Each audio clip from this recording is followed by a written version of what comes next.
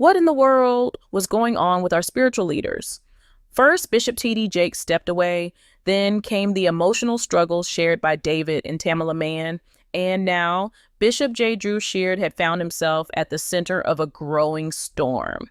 The internet lit up with rumors, leaked messages, and quiet but serious accusations.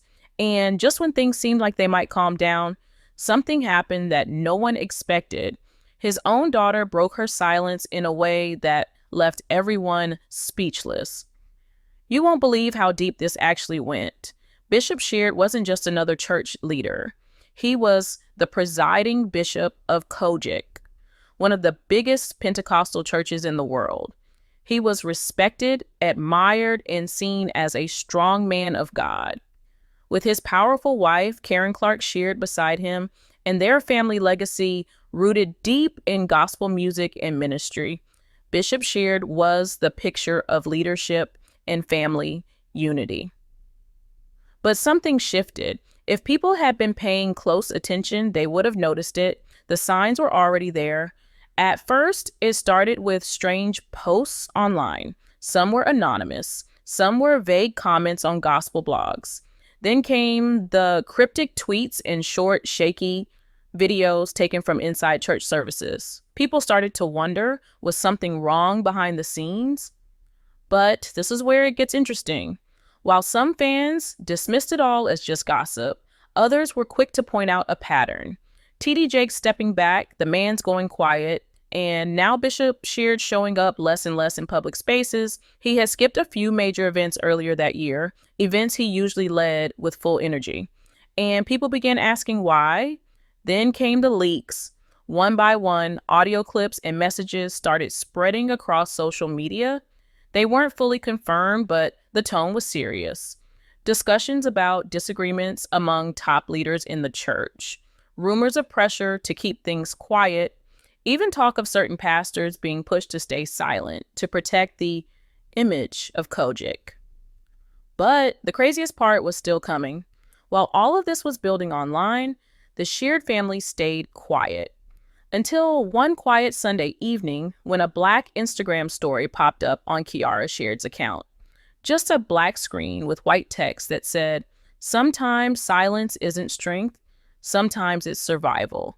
No names, no tags, nothing more. But that one sentence caused an explosion across gospel spaces online. Let me tell you, this wasn't just another cryptic post. This was a daughter of the bishop, someone who had always been known for her grace, her poise, her loyalty, finally saying something. And everyone knew exactly who she was talking about.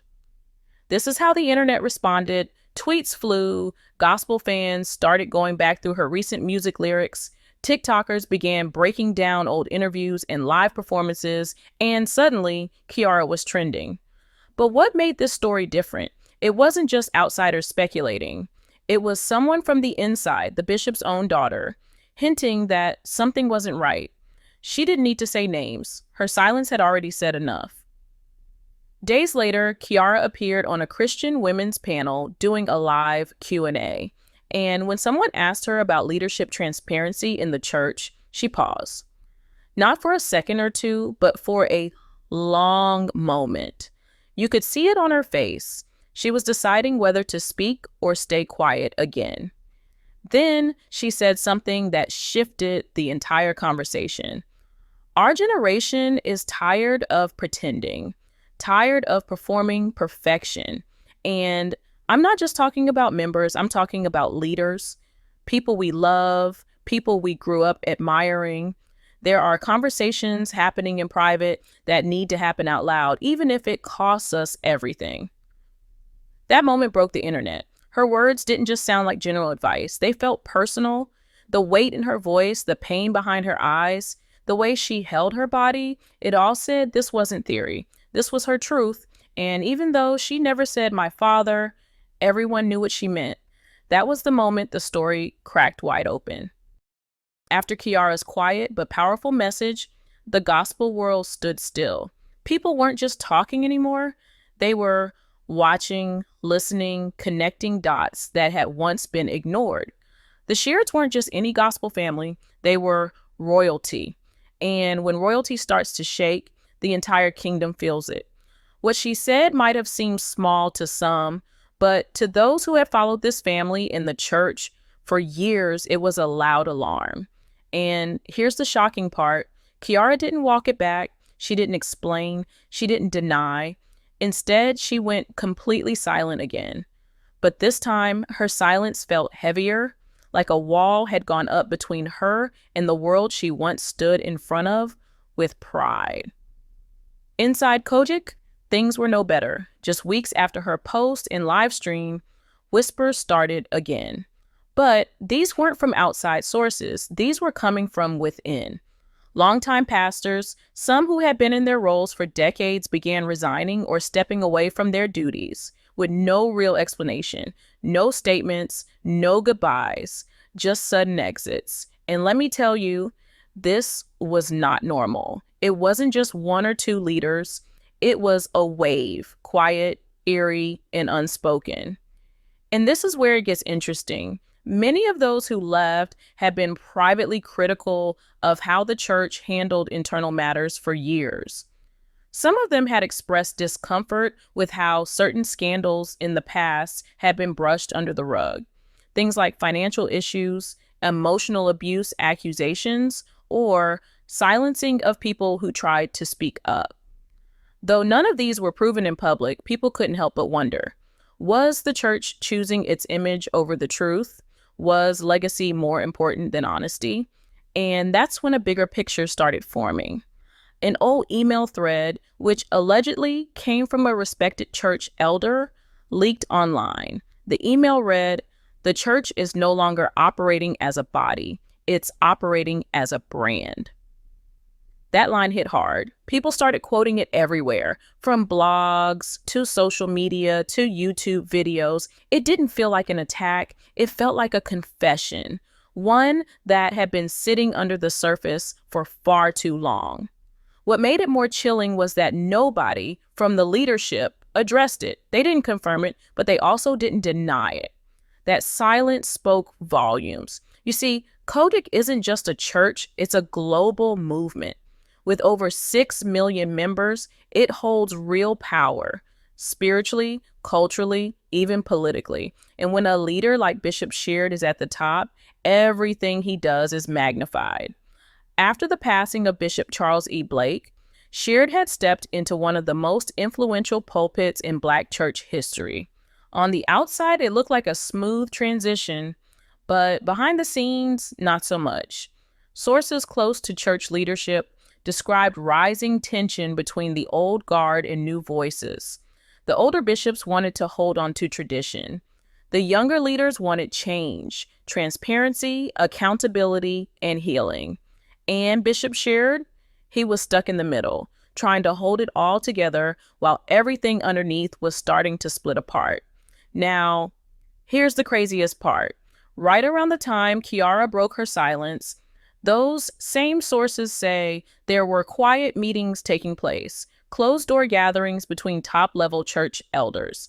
And according to gospel insiders, something called loyalty pacts were being formed. These were unofficial agreements where leaders promised to cover for each other, to protect reputations at all costs, and to stay silent no matter what came to light. If that's true, then we're no longer just talking about a family issue. We're talking about a system built on fear, secrecy, and image control. And guess who got caught in the middle of it all? Kiara. Insiders claim that after her public comments, she was privately approached by certain high-level church figures. Some say she was gently asked to clear up what she meant.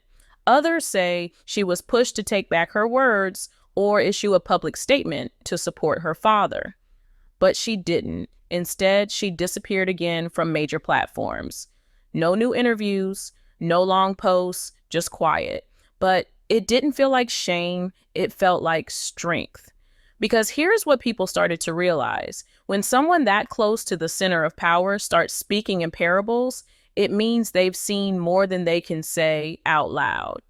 And when they go silent, it's not because they're scared, it's because they're waiting.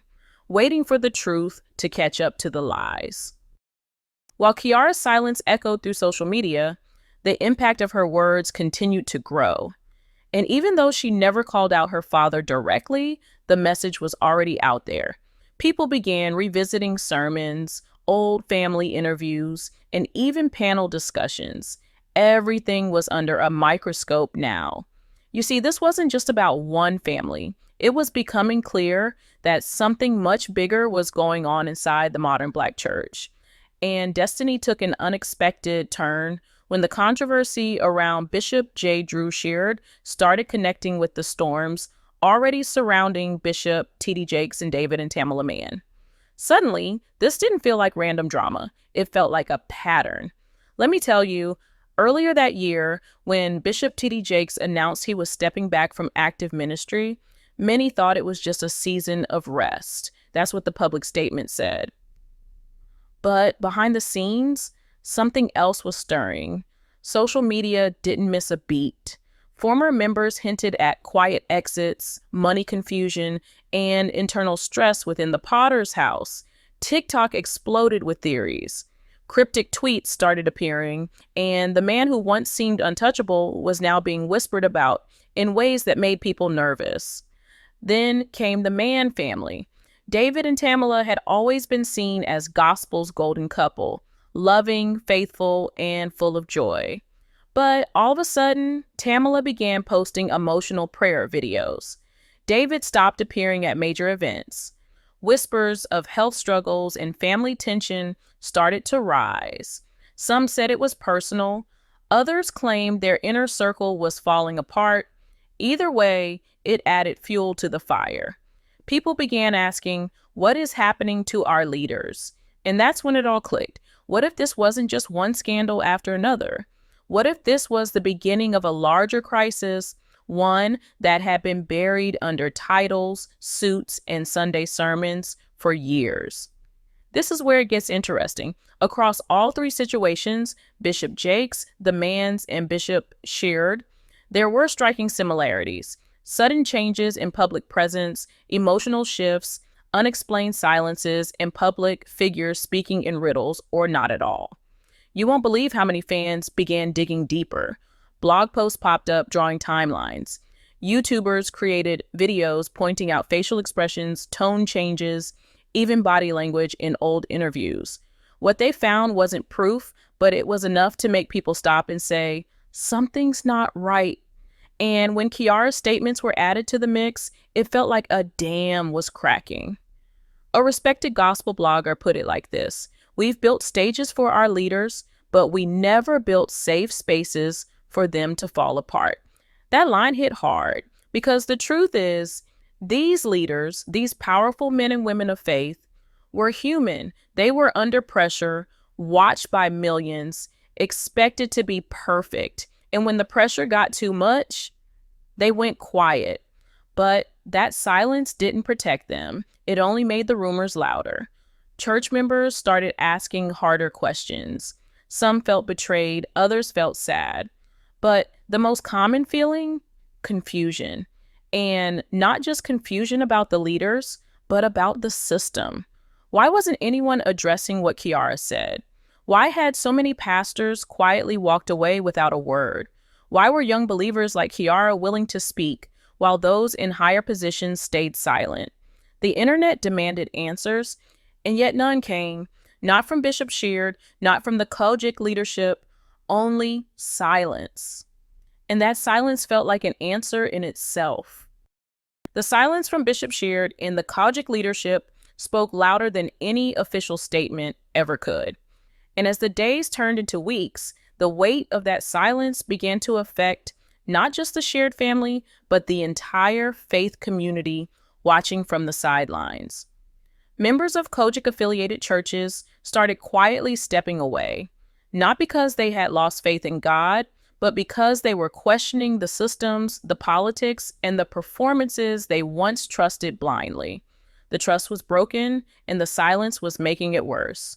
You won't believe how deep the divide had gotten. While some older church leaders were still focused on preserving tradition and protecting names, The younger generation, especially millennials and Gen Z, were tired of pretending. They no longer wanted polished public images and rehearsed sermons. They wanted truth. They wanted healing. And most of all, they wanted transparency. Social media was filled with comments like, "We grew up loving this church, but we're not going to keep loving a lie." That sentence kept echoing across platforms, shared by thousands who had grown tired of watching their faith leaders fall in silence. And in the center of it all was Kierra Sheard. Whether she planned it or not, her decision to speak out, even in a subtle, quiet way, had lit a fire. Some called her brave, others called her disrespectful, but no one could ignore her. She had become the unexpected voice of a generation that had been silenced for too long. What made this story different was that her words weren't loud or dramatic. They were thoughtful, controlled, but deeply emotional. And that's what made people listen. She didn't throw her father under the bus. She didn't scream for attention. She simply told a truth that many had been too afraid to face. But the craziest part, Kiara wasn't the only one who had something to say. Across the country, other gospel artists, worship leaders, and even quiet church members began sharing their stories. Some talked about being pushed aside for questioning leadership. Others shared how they were told to keep family issues hidden for the sake of the church. A movement was forming not against the church itself, but against the system that had protected silence for too long. This wasn't just about Bishop Sheard anymore. This was about every church that had prioritized image over healing, every pulpit that had ignored pain to protect power, and every generation that had been taught to stay quiet instead of speak truth. Destiny had truly taken an unexpected turn, and this turn might just change the future of the Black church as we know it. Across the gospel world, conversations were shifting. In group chats, Sunday schools, and family gatherings, people were finally talking. They were asking harder questions. Questions like, why are our leaders breaking down in silence? Why is speaking truth seen as betrayal? And most importantly, how do we build a church culture that supports healing, not hiding? As for Bishop Sheard, the pressure surrounding him was unlike anything he had ever faced in his decades of ministry. And while he still hadn't responded publicly to the controversy, many believed that his silence was part of the problem. Some were calling for him to speak out. Others believed it was too late, but one thing was certain: things couldn't go back to the way they were before. In Kiara, she may have gone quiet again, but her voice had already done its job. She opened the door, she pulled back the curtain, and in doing so, she sparked a conversation that couldn't be stopped. Whether she meant to or not, she became a symbol, not of rebellion, but of reformation. A symbol for every son and daughter sitting in the pews, watching the chaos unfold, and wondering if the truth would ever be told. Now, the real question hangs in the air like a weight. What happens next? Will the church embrace the truth and allow real healing? Or will it keep covering wounds with silence and calling it strength? One thing's for sure, the people are watching, the truth is rising, and the next chapter of this story is already being written.